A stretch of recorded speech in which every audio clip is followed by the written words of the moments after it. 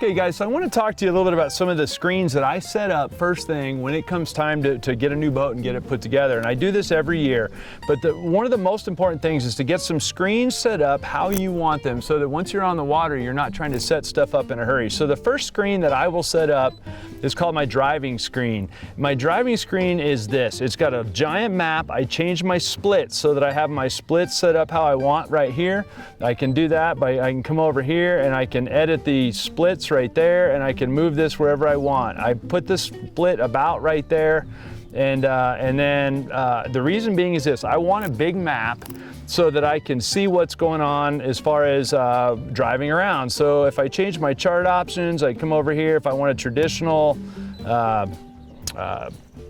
contour map, you'll see that'll come up right there. There's the traditional contour map now.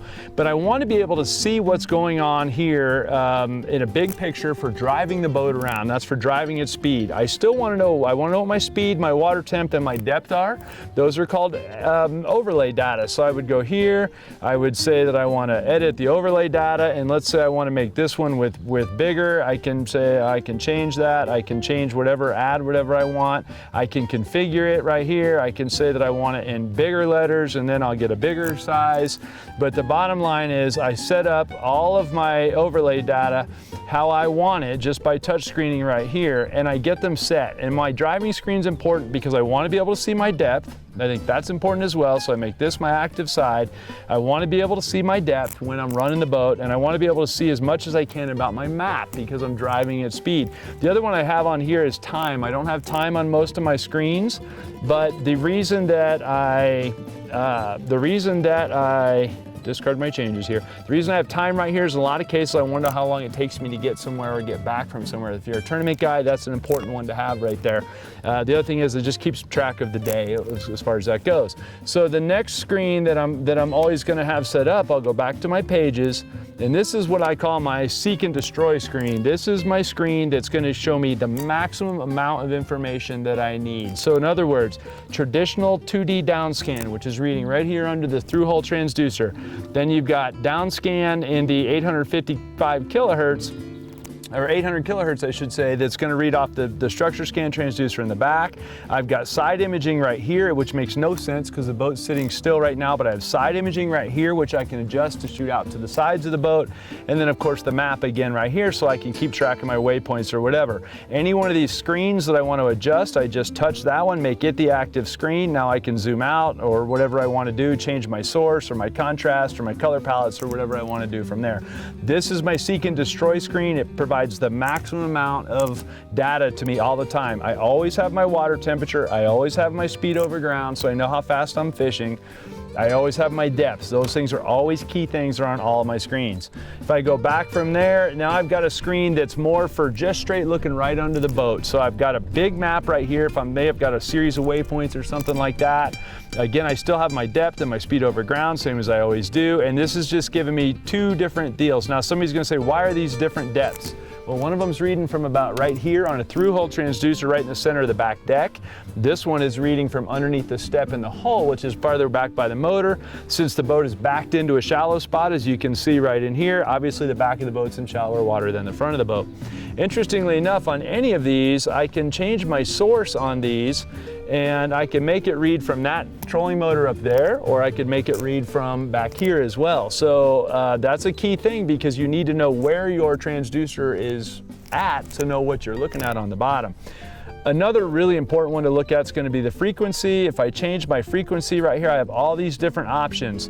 The higher the frequency, the more detail I get, but the less width I get. So if I go to an 83 or a 50 kilohertz, I get a wider beam, but a lot less detail as far as that goes. High, medium, and low chirp basically is a series of different frequencies, and then it averages all of those together. I tend to go back and forth between a 200 or an 83, just depending on what I'm doing. If I'm in shallower water, I'm specifically looking for fish, then I'll run it on 83. If I'm in water that I'm really trying to figure out bottom content, like I want to know, is this gravel or rock or whatever, then I'll put it on 200. It'll give me the most detail. So at any rate, that screen is a really important screen for me. I do a lot of stuff with that because it's all waypoint, very waypoint centric.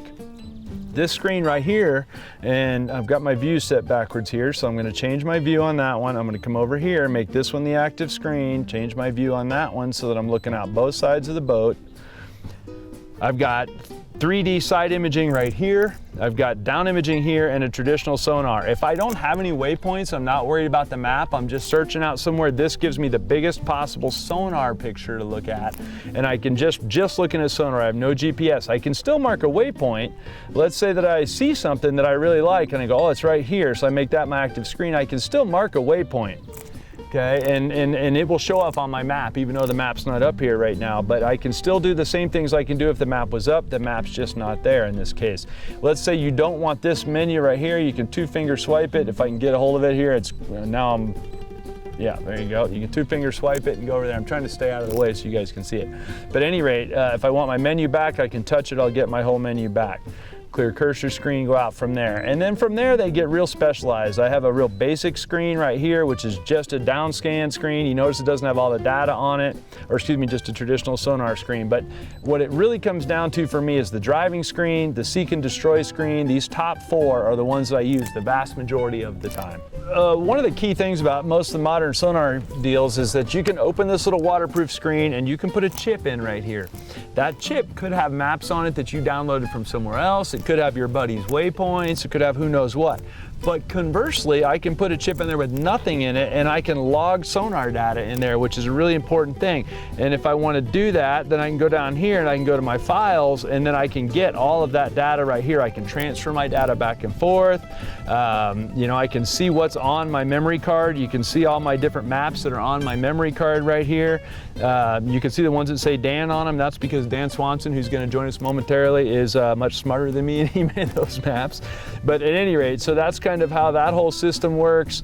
And you can get out of there if I can get that to work. I have, no, that ain't working. There we go. So at any rate, that's one way to go about your, I lost track of that. I'll have to cut out of that. Okay. So back here.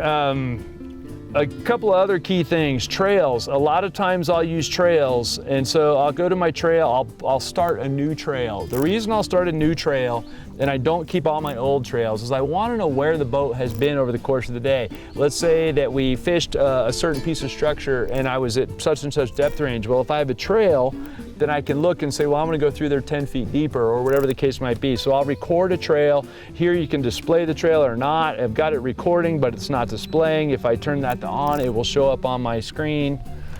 And we'll get that clear cursor. It would show up on my map right here, my chart. It will now display the trail that we came in here on. I had it not displaying a minute ago. So this black trail you're seeing are old trails that were on there from previous times that I was out. Here's where we came in the boat and we parked it right here and we've been sitting there ever since.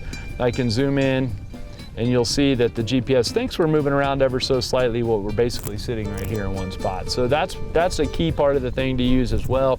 You'll notice the color shading. All this color shading is depth range specific, and you can set those depth ranges how you want. So if all your fishing are 15 to 25 feet, I can run around and say, okay, well, that's my kind of a pale green color. Everywhere I look at the whole lake and that color is in that depth range, and that's a really neat thing to have as well. So really important stuff all the way around, details to get some of this stuff set up. I think it's really important data-wise for me. I always want to have my water temperature on display. I always want to have my depth on display. Even if I'm on just a basic chart, I will have my depth. Now, obviously I have the screens already set up, but if I was going to set up a new one right here, I would say, yeah, okay, I have a chart. I want to edit overlay data. I want to add something new. And I want to go up here to sonar. Let's see, where's sonar? Right here. So we'll touch that. We want depth. Okay, now we have depth. Then we'll go down here and we'll go change. Oh, we're done with that. So we'll close out of there. Close out of there. Okay, now we'll configure this and we want to make it bigger. So we're going to make it really big. So now I have, boom, big old depth right there, right where I wanted it, guys. And so then if I don't want it right there, maybe I want it over here, I can drag it over here. Now I have depth over there. Very simple for me to add or change stuff as I need to see what I want. So when I'm all done with that, I can go back and I can say, no, I don't want to keep this screen because I don't want a whole pile of them, and I will discard that screen, and now I'm back to square one.